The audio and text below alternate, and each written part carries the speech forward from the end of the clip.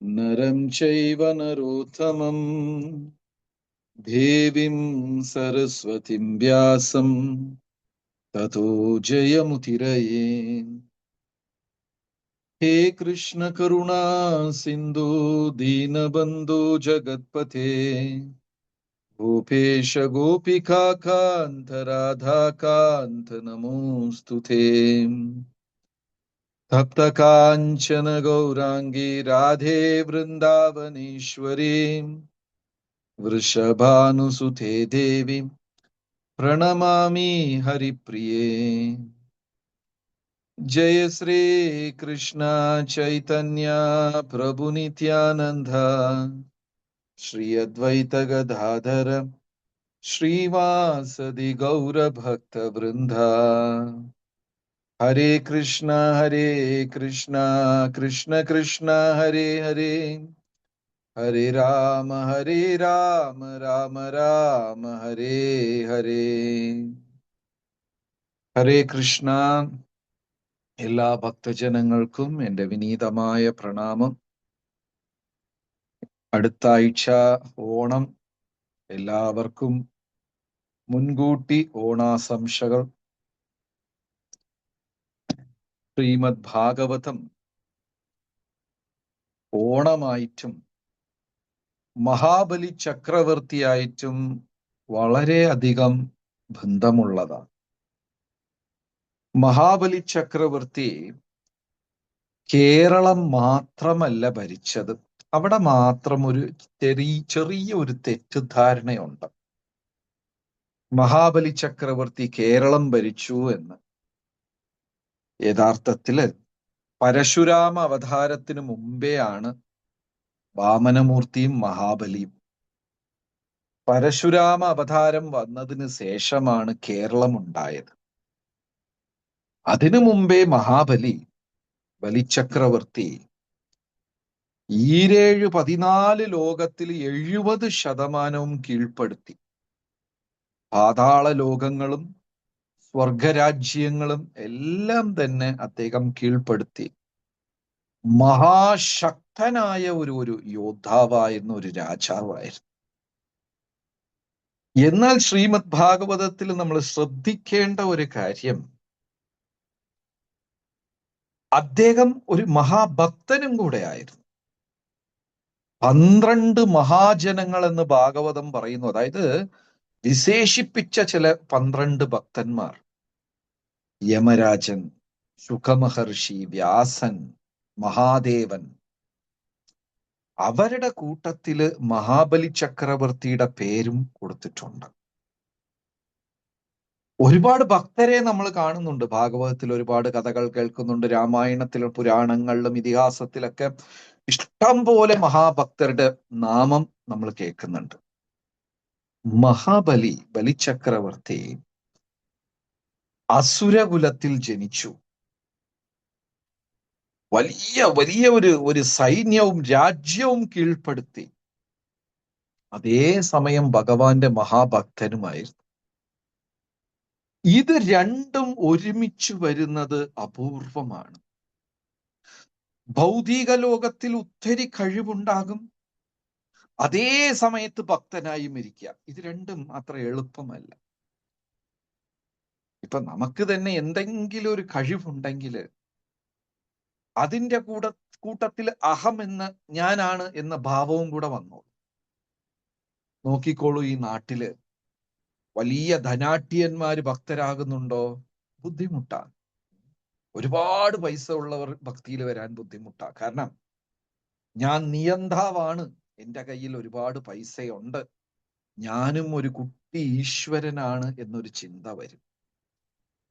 അതേപോലെ വലിയ കഴിവുള്ളവർ, കായിക താരങ്ങൾ, സിനിമാ നക്ഷത്രങ്ങൾ, ഉയർന്ന രാഷ്ട്രീയ മേധാവികൾ, ശാസ്ത്രജ്ഞന്മാർ, ഇത്തരം കഴിവുള്ളവർ ഭക്തിയിൽ വരുന്നത് ചുരുക്കമാണ്. ഭക്തിയിൽ എപ്പോഴും കൂടുതൽ വിനയാൻവിതനായ സാധാരണക്കാരായിരിക്കും കൂടുതൽ വരിക. കഴിവുള്ളവർ ഭക്തിയിൽ വരുന്നത് അപൂർവമാണ്. ഭൗതിക ലോകത്തിലും ഒരുപാട് നേട്ടം, ആധ്യാത്മികതയിലും അങ്ങനെ രണ്ടും കൂടി വരുന്നത് വളരെ വിരളമാണ്. കാരണം ഒന്ന് ഇനി ഒന്നിനെ സമ്മതിക്കുകയില്ല. ഭൗതികതയും ആധ്യാത്മികയും നേരെ ഓപ്പോസിറ്റ് ആണ്. നമുക്ക് തന്നെ ആത്മീക താല്പര്യം കൂടുമ്പോ സിനിമ കാണണമെന്ന് തോന്നില്ല. കുറെ പുതിയ പുതിയ ഡ്രസ്സും പണവും ഒക്കെ ചേർക്കണം തോന്നില്ല. ഭൗതിക താല്പര്യം അല്പം കുറയാൻ തുടങ്ങി. ഭൗതികതയിലും കഴിവുണ്ടായിട്ട് അതേ നേരം ആധ്യാത്മിക രംഗത്തും ഉയർന്നു നിൽക്കുക എന്ന് പറയുന്നത് ഒരു അതിശയമാണ്. ബലിചക്രവർത്തി അതിൽപ്പെടും. ഭൗതികമായിട്ട് അദ്ദേഹം 14 ലോകങ്ങൾ അതില് 3/4 ഭാഗം കീഴ്പ്പെടുത്തി. പാതാള ലോകങ്ങൾ 7, അതിന്റെ മേലെ ഭൂലോകം, ഭുവർലോകം, സ്വർഗലോകം വരെ 14-ൽ 10 വരെ കീഴ്പ്പെടുത്തി. പിന്നെ മേലെ ഋഷിമാരുടെയും ബ്രഹ്മാവിന്റെയും ലോകം മാത്രം അദ്ദേഹം തൊട്ടില്ല. സ്വർഗം വരെ കീഴ്പ്പെടുത്തി. അത് കാരണം ദേവഗണങ്ങൾ അദ്ദേഹത്തിന്റെ അടുത്ത് വലിയ ശത്രുതയുണ്ടായിരുന്നു. വലിയ ശത്രുത. ഇന്ദ്രൻ ഓടി ഒളിക്കേണ്ടി വന്നു മഹാബലിയോട് യുദ്ധം ചെയ്ത് ജയിക്കാൻ കഴിവില്ലാത്തത് കാരണം. അപ്പൊ ആ സമയം ഇന്ദ്രന്റെ അമ്മ അതിഥി മാതാവ് തന്റെ മകന് രാജ്യം നഷ്ടപ്പെട്ടു. ബലിചക്രവർത്തി തന്റെ മകനായ ഇന്ദ്രൻ, കാരണം ദേവേന്ദ്രൻ എന്ന് പറയുന്നത് ദേവഗണങ്ങളുടെ അധിപതിയാ, ഉയർന്ന സ്ഥാനമാണ്. അത് തോറ്റു ഓടുക എന്ന് പറയുന്നത് ഈഗോ സമ്മതിക്കത്തില്ല, അല്ലേ? പൊതുവേദിയിൽ നമ്മൾ ഉയർന്ന ആൾക്കാര് തെറ്റ് ചെയ്താൽ പോലും അത് നമ്മൾ വിളിച്ചു പറയാൻ പാടില്ല. സ്വകാര്യമായിട്ട് അവരടുത്ത് പറയാം. അച്ഛനെ അല്ലെങ്കിൽ അമ്മയെ, അവരൊക്കെ എന്തെങ്കിലും തെറ്റ് പറ്റിയാലും നമ്മൾ എല്ലാ ബന്ധുക്കളും കൂടിയിരിക്കുന്ന പൊതുവേദിയിൽ എൻ്റെ അച്ഛൻ തെറ്റ് ചെയ്തു, അമ്മ തെറ്റ് ചെയ്തു എന്ന് പറഞ്ഞാൽ ആ വ്യക്തികളുടെ ഈഗോ വല്ലാണ്ട് ബാധിക്കും. അതായത് വലിയ വലിയ ജ്ഞാനികൾ പറഞ്ഞതുപോലെ കോണിപ്പടിയുടെ മേലെ ഇരുന്ന് വീഴുമ്പോ അടി കൂടുതൽ കിട്ടും. ആദ്യത്തെ സ്റ്റെപ്പിൽ നിന്ന് വീണ അത്ര അടി കിട്ടില്ല. കാലും ഒന്ന് സ്ലിപ്പായി തെന്നി ചറുക്കി വീണു, അത്രയേ ഉള്ളൂ, വലിയ അടി കിട്ടില്ല.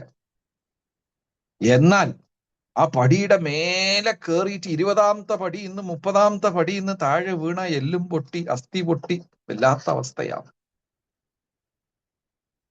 ആധ്യാത്മികതയിലും ഭൗതികതയിലും നമ്മൾ ഉയരുന്തോറും ഒരു വ്യക്തിയുടെ ഉത്തരവാദിത്വം കൂടുകയും അവൻ ശ്രദ്ധാലുവായിരിക്കണം. കാരണം അവിടെ സംഭവിക്കുന്ന തെറ്റ് അവനെ മാത്രമല്ല ബാധിക്കുന്നത്, അത് ആ ഒരു സ്ഥാപനത്തിനെ, കുടുംബത്തിനെ മുഴുവനും ബാധിക്കും. ഇപ്പൊ ഒരു സ്കൂളിൽ ഒരു വാച്ച്മാൻ തെറ്റ് ചെയ്തു, കുറച്ചുപേര് വഴക്ക് പറയും, അത് മറക്കും. എന്നാൽ ആ സ്കൂളിന്റെ പ്രിൻസിപ്പൽ തെറ്റ് ചെയ്താൽ അത് മുഴുവൻ സ്കൂളിനെയും ബാധിക്കും. അപ്പൊ ഇന്ദ്രനെ മഹാബലി ചക്രവർത്തി തോൽപ്പിച്ചു. ഇന്ദ്രൻ ഒളിച്ചു ഭയന്ന് ഓടി. ഇന്ദ്രന് ആ ഒരു പരാജയം ഉൾക്കൊള്ളാൻ പറ്റിയില്ല. നമ്മൾ എപ്പോഴും മനസ്സിലാക്കണം, ഈ ഭൗതിക ലോകത്തില് സുഖം, ദുഃഖം, ജയം, പരാജയം എപ്പോഴും നമ്മുടെ മുമ്പേ ഉണ്ട്. വിചാരിക്കുന്നതെല്ലാം നടക്കണമെന്നില്ല. പരീക്ഷണങ്ങൾ ഉണ്ടാകും. അതിന് മാനസികമായ ഒരു ആധ്യാത്മിക വ്യക്തി തയ്യാറാവണം. ഭഗവാൻ പറയുന്നില്ല എന്നെ ശരണം പ്രാപിച്ചാൽ നിന്റെ പ്രശ്നങ്ങൾ മാറുമെന്ന് പറയുന്നില്ല. എന്നെ ശരണം പ്രാപിച്ചാൽ നിന്റെ പ്രശ്നങ്ങളെ അതിജീവിക്കാനുള്ള കരുത്ത് ഞാൻ തരും എന്നാ പറയുന്നത്. പ്രശ്നങ്ങളെ മാറ്റില്ല, ആ പ്രശ്നങ്ങളെ നമ്മൾ മറികടക്കാനുള്ള കഴിവ് നമുക്ക് ഭഗവാൻ തരും. ഇന്ദ്രന് ആ നാണക്കേട് അങ്ങോട്ട് സഹിക്കാൻ പറ്റിയില്ല. അത് കണ്ടിട്ട് ഇന്ദ്രന്റെ അമ്മയായ അതിഥിക്ക് തന്റെ മകൻ ഇങ്ങനെ ഒരു ദൗർഭാഗ്യം വന്നു കൂടിയല്ലോ എന്ന് വിചാരിച്ച് വളരെ വിഷമമായി ഇന്ദ്രന്റെ അമ്മയ്ക്ക്. അപ്പൊ ഇന്ദ്രന്റെ അമ്മ തന്റെ മകനെ രക്ഷിക്കാനും ജയിപ്പിക്കാനും വേണ്ടി അതികഠിനമായ തീവ്രമായ പയോവ്രതം എടുത്തു. എത്രയോ ദിവസം പാല് മാത്രം കുടിച്ച് തന്റെ മകനെ വിജയിയാക്കണം, ശക്തി കിട്ടണം, അതിന് ഒരു പുത്രനെ വേണം എന്നൊക്കെ പയോവ്രതം, അതികഠിനമായ വ്രതം. ചിലപ്പോ അങ്ങനെയാ ചില ആധ്യാത്മിക വ്യക്തികള് എന്തെങ്കിലും നേടാൻ വേണ്ടി വ്രതമിരിക്കും. അത് നേടിക്കഴിയുമ്പോ വ്രതം അങ്ങ് മുറിക്കും.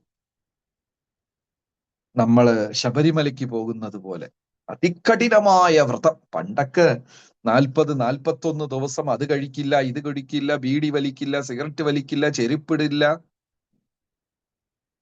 ഇപ്പൊ 41 ദിവസമൊക്കെ കുറഞ്ഞു ഒരു ദിവസമൊക്കെ ആയിട്ടുണ്ട്. നേരെ പമ്പയിൽ പോവുക, മാലയിടുക, മേലെ കയറുക, താഴെ വന്ന് പത്തനംതിട്ട എത്തിയ ഉടനെ ബാറിലേക്ക് പോവുക, വീട്ടിൽ പോലും എത്തൂല. ഇത് വ്രതമല്ല. ഇങ്ങനത്തെ ഒരു തീർത്ഥാടനം കൊണ്ട് പ്രയോജനവും ഉണ്ടാവില്ല. രാവണൻ മരണത്തിനെ ജയിക്കാൻ വേണ്ടി വ്രതമെടുത്തു. ഹിരണ്യകശിപു, ഹിരണ്യ സഹോദരന്മാർ മരണത്തിനെ ജയിക്കാൻ, അവർക്കൊരു കാര്യം നേടാൻ വേണ്ടിയാ. അത് ശാശ്വതമായ പരിഹാരമല്ല. എന്നാൽ കൃഷ്ണഭക്തർ ഒന്നും നേടാൻ വേണ്ടിയിട്ടല്ല. ജീവിതകാലം ഞാൻ മത്സ്യമാംസാദികൾ കഴിക്കുകയില്ല, ലഹരിയും മദ്യവും ഉപയോഗിക്കുകയില്ല എന്ന് ജീവിതകാലം വ്രതങ്ങൾ എടുക്കണം. ആ വ്രതം ഒരു നേട്ടത്തിനു വേണ്ടിയല്ല, ഭഗവാനെ പ്രീതിപ്പെടുത്താൻ വേണ്ടി മാത്രം. അതുകൊണ്ടാണ് ഈ ആധ്യാത്മികം, നാമജപം ഇതിനു തുല്യമായിട്ട് വേറെ ഒന്നില്ല. അപ്പൊ അതിഥി മാതാവ് എടുത്ത വ്രതം തോറ്റുപോയ തന്റെ മകനെ രക്ഷിക്കാൻ വേണ്ടി അങ്ങനെ എത്രയോ ദിവസം കഠിനമായ പയോവ്രതം അനുഷ്ഠിച്ചു. ഇതും ഭൗതികമാണ്, ഒരു നേട്ടത്തിന് വേണ്ടിയുള്ള വ്രതം. എന്നാലും ഭഗവാൻ നാരായണൻ അതിഥി മാതാവിന്റെ അടുത്ത് സംപ്രീതനായി മാതാവിന്റെ മുമ്പേ പ്രത്യക്ഷമായി എന്ത് വരമാണ് വേണ്ടത് എന്ന് ചോദിച്ചു. അതിഥി മാതാവ് പറഞ്ഞു, അങ്ങേ പോലെ എനിക്കൊരു പുത്രനെ കിട്ടണം, ആ പുത്രൻ ഇന്ദ്രനെ രക്ഷിക്കണം, മഹാബലി ബലിചക്രവർത്തിയെ തോൽപ്പിക്കണം. അപ്പൊ ഭഗവാൻ മറുപടി പറഞ്ഞു, മാധേ, എന്നെ പോലെ ഞാൻ മാത്രമേ ഉള്ളൂ, ഇനിയൊരാളില്ല. എനിക്ക് തുല്യമായി, ഭഗവാന് തുല്യമായി വേറെ ആരുമില്ല. അതുകൊണ്ട് ഭഗവാന്റെ നാമങ്ങളിൽ ഒന്നാണ് അതുല്യ. ഇവിടെ കൂടെ വടക്കേ നോർത്ത് ഇന്ത്യയിലൊക്കെ പോയാൽ കുറെ കുഞ്ഞുങ്ങൾക്ക് അതുൽ അതുൽ എന്ന് പേര് വെക്കും. ATUL, അതുൽ എന്ന് വെച്ചാൽ ഇതിന് തുല്യമായി ഇനിയൊന്നില്ല, ഭഗവാന് തുല്യമായി ഇനിയൊന്നില്ല. കാരണം രണ്ടാമത്തെ ഭഗവാൻ ഇല്ല. അപ്പോ അമ്മയടുത്ത് ഭഗവാൻ പറഞ്ഞു, എനിക്ക് തുല്യമായി, എനിക്ക് ഈക്വലായിട്ട് ഈ പ്രപഞ്ചത്തിൽ ആരും ഇല്ല, എനിക്ക് ഞാൻ മാത്രമേ ഉള്ളൂ. ശരി, ഞാൻ മകനായി വരാം എന്ന് ഇന്ദ്രന്റെ അനുജനായി, ഉപേന്ദ്രനായി, വാമണനായി ഭഗവാൻ അവതരിച്ചു. അതിഥി മാതാവിന് മകനായി, പുത്രനായി അവതരിച്ചു. കശ്യപ മഹർഷിക്കും അതിഥിക്കും. സാധാരണ ഭൗതിക ലോകത്തിൽ കുഞ്ഞുങ്ങൾ ജനിക്കുന്നത് പോലെ അല്ല. ജനിച്ച ഉടനെ പെട്ടെന്ന് വളരാൻ തുടങ്ങി. നമുക്കൊക്കെ 1.5 വർഷം എടുക്കും നടന്നു പഠിക്കാൻ. പിന്നെ പല്ല് തേച്ച് കുളിക്കാനൊക്കെ പഠിക്കാൻ അടുത്ത 3-4 വർഷം എടുക്കും. പിന്നെ ജീവിതം മുഴുവനും പഠിക്കലും വീഴുകയും അത്രയേ ഉള്ളൂ. ഒരു ദിവസം പോലും നമ്മൾ പൂർണ്ണത കൈവരിക്കുകയില്ല.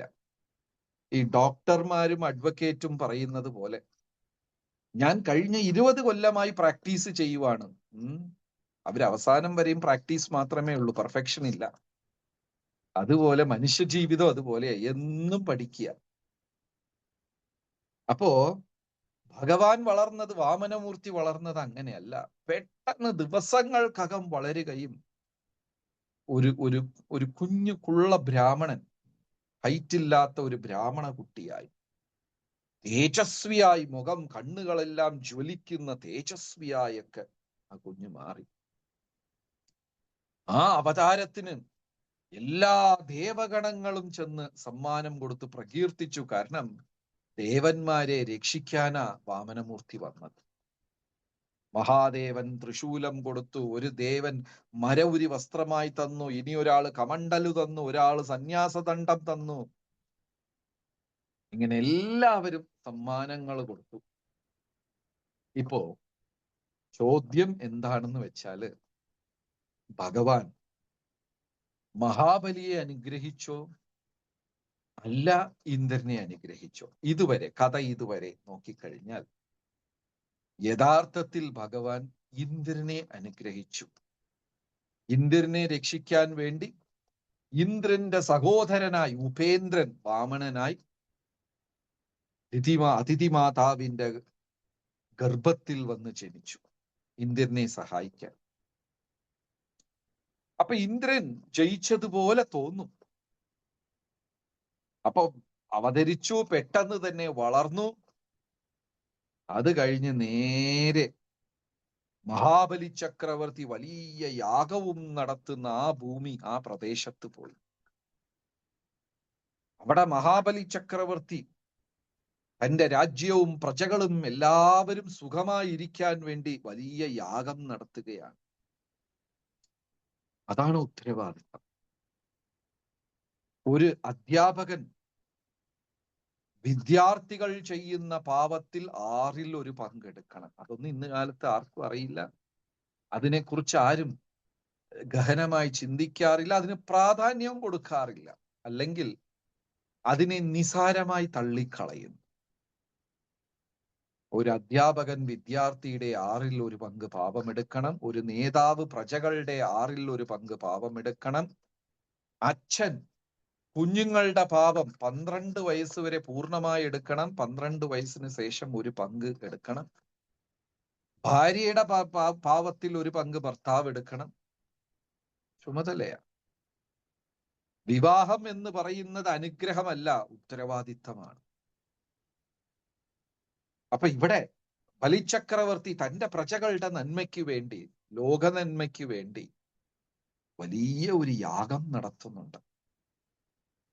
ആ യാഗം നടത്തിക്കൊടുക്കുന്നത് ബലിചക്രവർത്തി ആത്മീക ഗുരുവായ ശുക്രാചാര്യർ.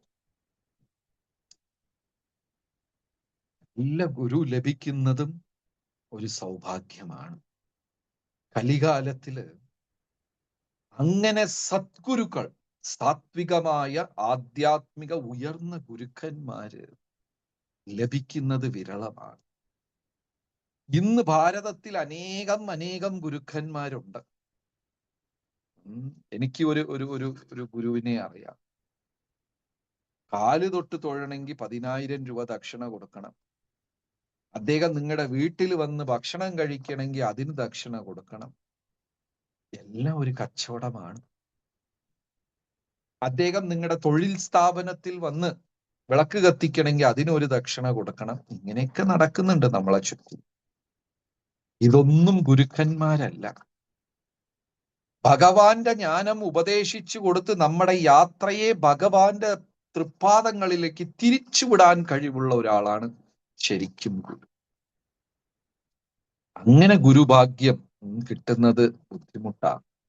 കിട്ടിയാൽ പിന്നെ അത് കളയാൻ പാടില്ല. കളയുന്നത് മണ്ടത്തരമാണ്. ശുക്രാചാര്യർ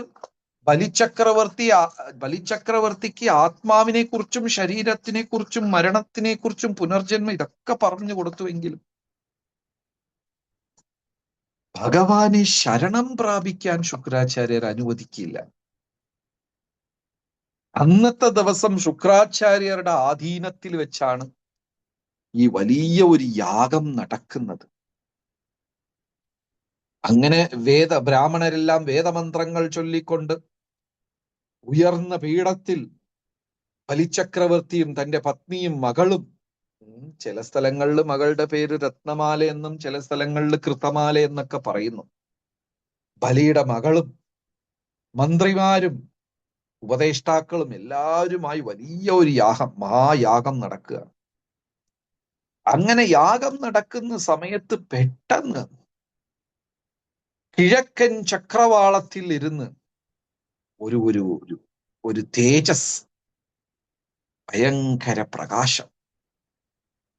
യാഗം നടത്തിക്കൊണ്ടിരുന്ന ശുക്രാചാര്യർ നിർത്തി, മന്ത്രം ചൊല്ലിക്കൊണ്ടിരുന്ന ബ്രാഹ്മണര് നിർത്തി, ബലിചക്രവർത്തി പോലും എന്താ ഇവിടെ പെട്ടെന്നൊരു ഒരു ഒരു ഒരു തേജസ്, ഒരു ജ്യോതി എന്ന് കിഴക്കൻ ചക്രവാളത്തിൽ തിരിഞ്ഞു നോക്കി.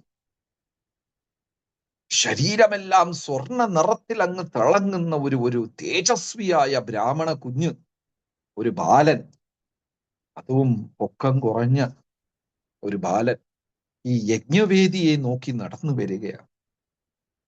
കാണുന്ന മാത്രയിൽ തന്നെ സർവരുടെ ഹൃദയവും അദ്ദേഹം ആകർഷിച്ചു. എല്ലാവരുടെ ഹൃദയത്തിനെയും അദ്ദേഹം ആകർഷിച്ചു. യജ്ഞമെല്ലാം മുടങ്ങി. എല്ലാവരും അദ്ദേഹത്തിന്റെ വരവിനു വേണ്ടി കാത്തിരുന്നു. ആ ബ്രാഹ്മണൻ നടന്ന് യജ്ഞവേദിയിലെത്തി.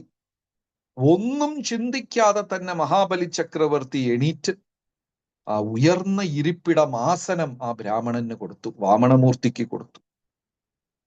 ഉടനെ തന്റെ സേവകന്മാരെ വിളിച്ച്, വലിയ സൗഭാഗ്യമാണ് ഇതുപോലെ ഒരു തേജസ്വിയായ ബ്രാഹ്മണ കുട്ടി നമ്മുടെ പൂജാകർമ്മത്തിന്റെ ഇടയ്ക്ക് വന്നത്, നമ്മുടെ സൗഭാഗ്യം. അദ്ദേഹത്തിന്റെ തൃപ്പാദങ്ങൾ കഴുകുകയും മന്ത്രോച്ചാരണം ചെയ്യുകയും എല്ലാം വേണ്ട വിധത്തിൽ ഒരു ബ്രാഹ്മണനെ സൽക്കരിക്കുക. കാരണം ഞാൻ പറയുന്നത് യഥാർത്ഥ ബ്രാഹ്മണരെ കുറിച്ച്. ബ്രഹ്മജ്ഞാനാതിഥി ബ്രാഹ്മണ, ആരാണ് ശരിക്കുമുള്ള ബ്രാഹ്മണൻ? ജന്മനാ ജായത്തെ ശൂദ്ര സംസ്കാരേ ഭവേത് വിച വേദ പഠന്തി തത് വിബ്ര ബ്രഹ്മജ്ഞാനാതിഥി ബ്രാഹ്മണ. ജനനം കൊണ്ട് എല്ലാവരും ശൂദ്രരാണ്. എപ്പോൾ അവൻ ഉപവിതം, ആ നൂലിടുന്നു, അപ്പോൾ അവന് രണ്ടാം ജന്മം, ദ്വിജൻ. വേദങ്ങൾ എന്ന് പഠിക്കുന്നു, അവൻ അപ്പോൾ വിപ്രൻ. ഭഗവത്ഗീത, ഭാഗവതം, പുരാണങ്ങള്, ഗ്രന്ഥങ്ങള്, ശാസ്ത്രങ്ങള്,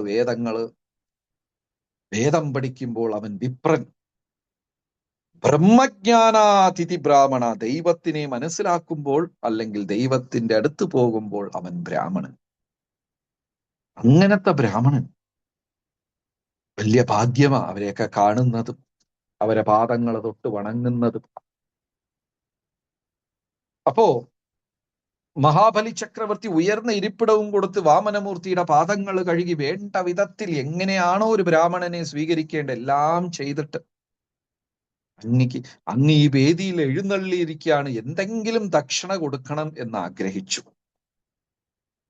അപ്പോഴും ശുക്രാചാര്യർ ആലോചിച്ചുകൊണ്ടിരിക്കുക, ഈ ബ്രാഹ്മണനെ ഇതിനു മുമ്പേ കണ്ടിട്ടില്ല, ആരായി കുട്ടി? ഇങ്ങനെ ആലോചിക്കുക. പക്ഷെ ആ സമയം കൊണ്ട് തന്റെ ഹൃദയം ആ ബ്രാഹ്മണന് കൊടുത്തു കഴിഞ്ഞു ബലിചക്രവർത്തി. എന്ത് ദാനമാ വേണ്ടത്? ഉടനെ വാമനമൂർത്തി ചിരിച്ചുകൊണ്ട് പറഞ്ഞു, ഹേ ബലിചക്രവർത്തി, എനിക്കൊന്നും വേണ്ട. ഞാനൊരു ബ്രാഹ്മണനാ, ഉള്ളത് കൊണ്ട് തൃപ്തനായി ജീവിക്കാൻ ആഗ്രഹിക്കുന്ന ഒരു വ്യക്തിയാ. ഇതാണ് ശരിക്കുമുള്ള ആത്മീകവാദി. എന്തുണ്ടോ അതുകൊണ്ട് തൃപ്തനായി കഴിയാൻ സാധിക്കണം. ഉള്ളത് കൊണ്ട് തൃപ്തനായി ജീവിക്കാൻ ശ്രമിക്കുന്ന ഒരു ബ്രാഹ്മണനാ, എനിക്കൊന്നും വേണ്ട. ബലിചക്രവർത്തി സമ്മതിച്ചില്ല. അങ്ങനെയല്ല, എന്ത് വേണമെങ്കിലും ചോദിക്കും. അങ്ങ് ഇതുപോലെ ഒരു വേദിയിൽ എഴുന്നള്ളിയത് കൊണ്ട് ഒന്നും കൊടുക്കാതെ വിടുന്നതും എനിക്ക് ശോഭയല്ല, ഞാൻ ചെയ്യുന്ന പാപമാണ്. എന്തു വേണം? വാമനമൂർത്തി പറഞ്ഞു, എനിക്കൊന്നും വേണ്ട, ഞാൻ ഒന്നും പ്രതീക്ഷിച്ചല്ല ഇവിടെ വന്നത്. അങ്ങനെ പറഞ്ഞാൽ പറ്റില്ല. ഭൂമി വേണോ, സ്വർണം വേണോ, പശുക്കള് വേണോ, എന്താ വേണ്ടത്? അപ്പോൾ വാമനമൂർത്തി പറഞ്ഞു, എനിക്ക് ആവശ്യമായത് നിന്റെ പക്കലില്ല, നിന്റെ കയ്യിലുള്ളതൊക്കെ എനിക്ക് ഉപയോഗവും ഇല്ല. അപ്പൊ മഹാബലി ചക്രവർത്തിക്ക് കുറച്ചും കൂടെ ആകാംക്ഷയായി, ഇത്ര ബുദ്ധിമാനായി സംസാരിക്കുന്നത്, എന്തെങ്കിലും കൊടുക്കണം, നിർബന്ധിക്കാൻ തുടങ്ങി. അപ്പൊ വാമനമൂർത്തി പറഞ്ഞു, ശരി, ഇത്ര നിർബന്ധമാണെങ്കിൽ ഒരു കാര്യം ചെയ്യും, എനിക്ക് വെറും 3 അടി മണ്ണ് തന്നാ മതി. അപ്പോഴും ശുക്രാചാര്യർ ആലോചിച്ചുകൊണ്ടിരിക്കുക, എന്താ എന്താ എന്താ ശരിയെന്ന് സമ്മതിച്ച്, എന്താ പറയാ, അതായത് അന്ന് കാലത്തൊക്കെ ദാനധർമ്മങ്ങൾ ചെയ്യുമ്പോ പഞ്ചഭൂതങ്ങളെ സാക്ഷിയായി വെച്ചാ ചെയ്യുക. ഭൂമി സാക്ഷി, അഗ്നി സാക്ഷി, അച്ഛൻ കന്യകാദാനം മകളെ വേറെ ഒരു പുരുഷന്റെ കയ്യിൽ കൊടുക്കുമ്പോ ആ കൈ പിടിച്ചിട്ട് അതിന്റെ മേലെ വെള്ളമൊഴിച്ച് മന്ത്രം ചൊല്ലി പഞ്ചഭൂതങ്ങളെ സാക്ഷിയാക്കി വെക്കുക. അപ്പൊ ഉടനെ മഹാബലി ചക്രവർത്തി തന്റെ കമണ്ടലും എടുത്തിട്ട് വെള്ളമൊഴിച്ച് സത്യം ചെയ്യാം, 3 അടി മണ്ണ് തരാം. അപ്പോഴാ ശുക്രാചാര്യർക്ക് കത്തിയത്. വന്നത് സാധാരണ വ്യക്തിയല്ല, ഹരി ഹരി ഹരിയാണ്. ഹരി, ഹരി എന്ന വാക്കിനെ അപഹരിക്കുന്നവൻ എന്നാണ് അർത്ഥം. എല്ലാം എടുത്തോണ്ട് പോകും. അപ്പൊ ഭക്തന്റെ അടുത്ത് എന്താണ് ഭഗവാൻ അപഹരിക്കുന്നത്? ഭക്തന്റെ ഹൃദയം അപഹരിക്കുകയാണ്. കാരണം ആ ഹൃദയത്തിൽ സദാ സമയവും ഭഗവത് സ്മരണ ആയതുകൊണ്ട് ഭഗവാൻ ആ ഭക്തനെ വലിയ ഇഷ്ടമാണ്. അതുകൊണ്ട് ആ ഭക്തന്റെ ഹൃദയത്തിനെ ഭഗവാൻ അങ്ങോട്ട് അപഹരിക്കും. അപ്പൊ വന്നത് ഹരിയാണ്, ഹരിയാണ്. ശുക്രാചാര്യർക്ക് മനസ്സിലായി, സത്യം ചെയ്യല്ലേ, കൊടുക്കല്ലേ, കൊടുക്കല്ലേ. വന്നത് ഭഗവാനാണെന്ന് അറിഞ്ഞപ്പോ ബലിചക്രവർത്തിക്ക് വീണ്ടും സന്തോഷമായി. ആഹാ, 14 ലോകം, ചലിക്കുന്നതും ചലിക്കാത്തതും അണ്ടചരാചരങ്ങളും 33 കോടി ദേവഗണങ്ങളും ബ്രഹ്മാണ്ടങ്ങളും എല്ലാം നടത്തിക്കൊണ്ടുപോകുന്ന സർവേശ്വരൻ എന്റെ മുമ്പേ ഒരു യാചകനായി വന്നല്ലോ. അദ്ദേഹത്തിന് ദാനം ചെയ്യാൻ എനിക്കൊരു സൗഭാഗ്യം കിട്ടിയല്ലോ എന്നൊക്കെ ബലിചക്രവർത്തിക്ക് സന്തോഷം. എന്നാൽ ശുക്രാചാര്യരോ പറയാ, കൊടുക്കല്ലേ മഹാബലി, ഹരി അപകരിക്കും, ചതിക്കും. നിന്റെ മുത്തശ്ശന്റെ അച്ഛൻ ഹിരണ്യകശിപു, ഹിരണ്യാക്ഷ അവരെ ചതിച്ചു. ഇത് ഭയങ്കര കുടുംബമാ മഹാബലിയുടെ കുടുംബം. മഹാബലിയുടെ അച്ഛൻ വിരോചനൻ, വിരോചനന്റെ അച്ഛൻ പ്രഹ്ലാദൻ, പ്രഹ്ലാദന്റെ അച്ഛൻ ഹിരണ്യകശിപു, അച്ഛന്റെ സഹോദരൻ ഹിരണ്യാക്ഷൻ. ഈ ഒരു കുടുംബത്തിന് വേണ്ടിയാണ് ഭഗവാൻ 3 അവതാരം എടുത്തിരിക്കുന്നത്. നരസിംഹാവതാരം, വരാഹാവതാരം, വാമന, ഒറ്റ കുടുംബത്തിന് വേണ്ടി. അപ്പൊ ഇത് ചെറിയ കുടുംബം, സാധാരണ കുടുംബമൊന്നല്ല. നിന്റെ മുത്തശ്ശന്മാരെയൊക്കെ കബളിപ്പിച്ച് തോൽപ്പിച്ച വ്യക്തിയാ വന്നിരിക്കുന്നത്, സത്യം ചെയ്യല്ലേ. ശുക്രാചാര്യർ പറഞ്ഞു. പക്ഷെ മഹാബലി ഗുരുവിന്റെ വാക്കങ്ങ് തിരസ്കരിച്ചു. സാധാരണ അങ്ങനെ ചെയ്യാൻ പാടില്ല. മാതാപിതാക്കളുടെ വാക്കും ഗുരുവിന്റെ വാക്കൊക്കെ നമുക്ക് തിരസ്കരിക്കാൻ പാടില്ല. പക്ഷേ എപ്പോ തിരസ്കരിക്കാം? ഭഗവത് ഹിതത്തിന് എതിരായവരെന്തെങ്കിലും ചെയ്യുമ്പോൾ മാത്രം തിരസ്കരിക്കും. എങ്ങനെ പ്രഹ്ലാദൻ ഹിരണ്യകശിപുവിനെ എതിർത്തു? കാരണം ഭഗവാനെതിരായി സംസാരിച്ചത് കൊണ്ട്. അങ്ങനെ ശുക്രാചാര്യർ തന്റെ ഗുരുവിനെ അങ്ങ് തിരസ്കരിച്ചു. സാധാരണ ഗുരുക്കന്മാരെ തിരസ്കരിക്കാനേ പാടില്ല. പക്ഷേ ഭഗവാനെതിരായി സംസാരിച്ചത് കൊണ്ട് ഗുരുവിനെ അങ്ങോട്ട് തിരസ്കരിച്ചു. സത്യം ചെയ്തു. 3 അടി മണ്ണ് തരാം എന്ന് സത്യം ചെയ്തു. വാമനമൂർത്തി അങ്ങ് എഴുന്നേറ്റങ്ങ് നിന്നു. നിന്നങ്ങോട്ട് വളരാൻ തുടങ്ങി.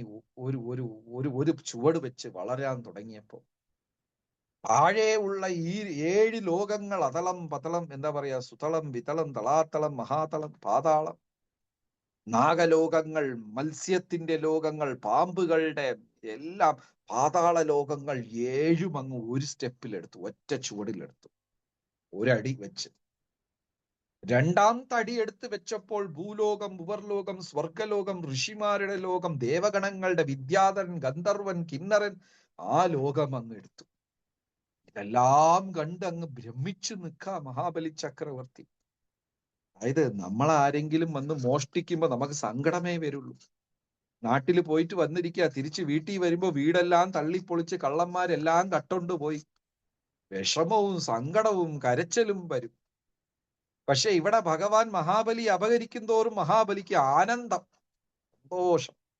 എന്റെതെല്ലാം ഭഗവാൻ ചതിയിൽ കൂടെ എടുത്തല്ലോ, ഭഗവാൻ എന്റെ കൊണ്ടുപോയല്ലോ കൊണ്ട് സന്തോഷം.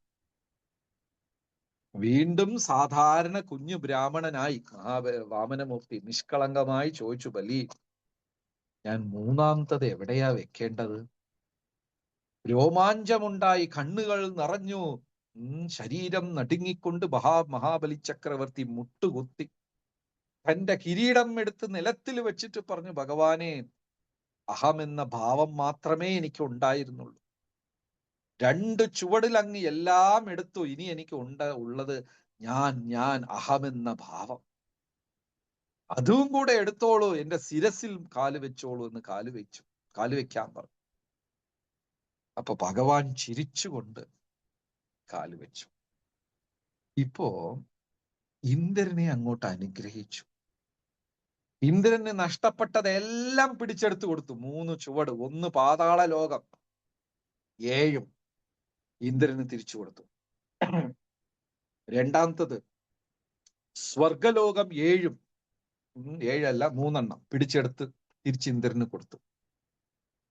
മൂന്നാമത്തത് മഹാബലിയെ ബന്ധിച്ചു കൊണ്ടുപോയി. ഇത് 3 ആയിരുന്നു ഇന്ദ്രന്റെ ആഗ്രഹം. എനിക്ക് എന്റെ നഷ്ടപ്പെട്ട ലോകങ്ങൾ കിട്ടണം, ബലിചക്രവർത്തിയെ ബന്ധിച്ച് ഞാൻ ഓടിയില്ലേ. അപ്പൊ 3 ചെയ്തു കൊടുത്തു. പക്ഷേ ഇതിലൊരു ഉൾക്കഥയുണ്ട്. എന്താണ് കഥ? താഴത്തെ 7 ലോകം പിടിച്ചെടുത്തപ്പോ ഭഗവാൻ മഹാബലിയെടുത്ത് പറഞ്ഞു, ബലി, നീ വിഷമിക്കേണ്ട, ഇന്ദ്രന്റെ അമരാവതിയെക്കാളും അതിഗംഭീരമായ ഒരു ലോകം ഞാൻ നിനക്ക് പ്രത്യേകം ഉണ്ടാക്കിത്തരാം. സുതളം, രഹസ്യമായത്, ഇന്ദ്രൻ അറിയാതെ. പാതാള ലോകം പിടിച്ച് ഇന്ദ്രന് കൊടുത്തുവെങ്കിലും ഇന്ദ്രൻ അറിയാതെ അതിഗംഭീരമായ ഒരു ലോകം, സുതളം എന്ന് ഞാൻ നിനക്ക് ഉണ്ടാക്കിത്തരാം. രണ്ടാമത്തെ വരം, മേലത്തെ 7 രണ്ടാമത്തെ അടി വെച്ച് ചുവട് വെച്ച് ഉപരിലോകം പിടിച്ചെടുത്തപ്പോൾ ബലിചക്രവർത്തി അനുഗ്രഹിച്ചു. വാമനമൂർത്തി മഹാബലി അനുഗ്രഹിച്ചു, വിഷമിക്കേണ്ട മഹാബലി, അടുത്ത ജന്മത്തിൽ നീ ഇന്ദ്രനായിട്ട് തന്നെ ജനിക്കും. മൂന്നാമത്തത് ഇന്ദ്രന് വേണ്ടി ബലിചക്രവർത്തിയെ വാമനമൂർത്തി ബന്ധിച്ചു. അതിന് അനുഗ്രഹമായി പറഞ്ഞു, സുതളത്തിൽ നീ ഭരിക്കും, ഉള്ളടത്തോളം കാലം ഞാൻ കാവൽക്കാരനായി, ഭഗവാൻ തന്നെ കാവൽക്കാരനായി നിന്റെ വാതിലിൽ നിൽക്കും ബലി. ബാഹ്യമായി 3 അനുഗ്രഹം ഇന്ദ്രന് കിട്ടിയെങ്കിലും യഥാർത്ഥ അനുഗ്രഹം കിട്ടിയത് ബലിചക്രവർത്തിക്കാണ്. ബാഹ്യമായി ഇന്ദ്രൻ ജയിച്ചതുപോലെ തോന്നുമെങ്കിലും ബലിയാണ് ജയിച്ചത്. ഇതാണ് ഭക്തർക്കും സാധാരണ വ്യക്തികൾക്കും ഉള്ള വ്യത്യാസം. മഴ പെയ്യുന്നു, ഭക്തനും നനയുന്നു, സാധാരണക്കാരനും നനയുന്നു. ഒരു പട്ടിണി ക്ഷാമം വരുന്നു, ഭക്തനും കഷ്ടപ്പെടുന്നു, സാധാരണക്കാരനും കഷ്ടപ്പെടുന്നു. പക്ഷേ ഭക്തന്റെ ജീവിതത്തിന്റെ മുഴുവൻ ഉത്തരവാദിത്വവും ഭഗവാൻ എടുത്ത് ആ ഭക്തനെ എങ്ങനെ ആ പ്രശ്നത്തിൽ ഇരുന്ന് രക്ഷിക്കാമെന്ന സൂത്രവും ഉത്തരവും കൂടെ കൊടുക്കുകയാണ്. ഇപ്പോ 2 വിദ്യാർത്ഥികൾ പരീക്ഷ എഴുതാൻ പോകുന്നു. ഇതിപ്പോ ഫേമസ് ആണല്ലോ, ക്വസ്റ്റ്യൻ പേപ്പർ ലീക്ക് ആവണം എന്ന് പറഞ്ഞത് ഒരു ഫേമസ് വിഷയമാണ്. 2 വിദ്യാർത്ഥികൾ പരീക്ഷ എഴുതാൻ പോകുന്നു. ഒരു വിദ്യാർത്ഥിക്ക് ക്വസ്റ്റ്യൻ പേപ്പർ നേരത്തെ കിട്ടി. അപ്പൊ ഏത് കുട്ടിയായിരിക്കും സന്തോഷത്തോട് ആത്മവിശ്വാസത്തോട് പരീക്ഷ എഴുതാൻ പോകുന്നത്? ആ ക്വസ്റ്റ്യൻ പേപ്പർ കിട്ടിയ കുട്ടി. കിട്ടാത്തവൻ എന്ത് വരുമോ ഏത് വരുമോ എന്ന് പേടിച്ചിരിക്കും. അതേപോലെ ഒരു ഭക്തനും സാധാരണ വ്യക്തിയും 2 പേരും ജീവിതം നയിക്കുകയാണ്. പക്ഷെ ഭക്തന് ചോദ്യക്കടലാസ് നേരത്തെ കിട്ടി.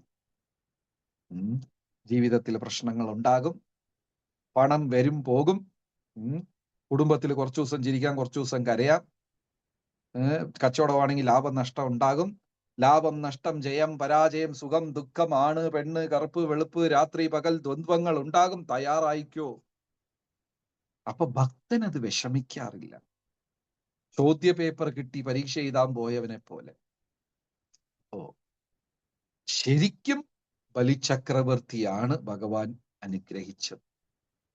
ബലി 12 മഹാജനങ്ങളിൽ സർവ്വതും നഷ്ടപ്പെട്ടപ്പോൾ രണ്ട് കൈയും വിരിച്ച് ഇനി എനിക്ക് എന്റെ അഹം അഹം എന്ന ഭാവം മാത്രമേ ഉള്ളൂ എന്ന് ശരണാഗതി പ്രാപിച്ചു ബലിചക്രവർത്തി. യഥാർത്ഥത്തിൽ ഈ മഹാഭക്തിയെ ഓർമ്മിപ്പിക്കുന്നതാണ് ഓണം. അതായത് എല്ലാം മഹാബലിയുടെ കയ്യിലിരുന്ന് അപഹരിക്കുന്നത് പോലെ തോന്നിയെങ്കിലും എല്ലാം ഭഗവാൻ തിരിച്ചു കൊടുത്തു. ഭൗതികവും തിരിച്ചു കൊടുത്തു, ഭക്തിയും രണ്ടും കൊടുത്തു. നീ അടുത്ത ജന്മത്തിൽ ഇന്ദ്രനാകും, ഈ ജന്മത്തിൽ ഇന്ദ്രനേക്കാളും വലിയൊരു രാജ്യം നിനക്ക് സൃഷ്ടിച്ചു തരാം. അതായത് ഭക്തിയിൽ വരുന്നവര് അല്ലെങ്കിൽ നാമജപം ചെയ്യുന്നവർ വേറെ ഒന്നും പേടിക്കേണ്ട. ചെയ്യേണ്ട ധർമ്മം ശരിക്കും ചെയ്താൽ ഭൗതികമായിട്ടും ആധ്യാത്മികമായിട്ടും നേട്ടമുണ്ടാകും. ഈ ലീലകൾ ഓർത്ത് ശ്രീമദ് ഭാഗവതത്തിൽ 8-ാം സ്കന്ധം വാമന ലീലകൾ വായിക്കാൻ സാധിക്കട്ടെ ഈ ഓണത്തിന്. എല്ലാവർക്കും വാമനമൂർത്തിയുടെ അനുഗ്രഹം ഉണ്ടാകട്ടെ എന്ന് പ്രാർത്ഥിച്ചുകൊള്ളുന്നു. വീണ്ടും 2 ആഴ്ചയിൽ കൃഷ്ണ ജയന്തി വരാനുണ്ട്. എല്ലാവർക്കും അതിന്റെ ആശംസകളും അറിയിച്ചു കൊള്ളുന്നു.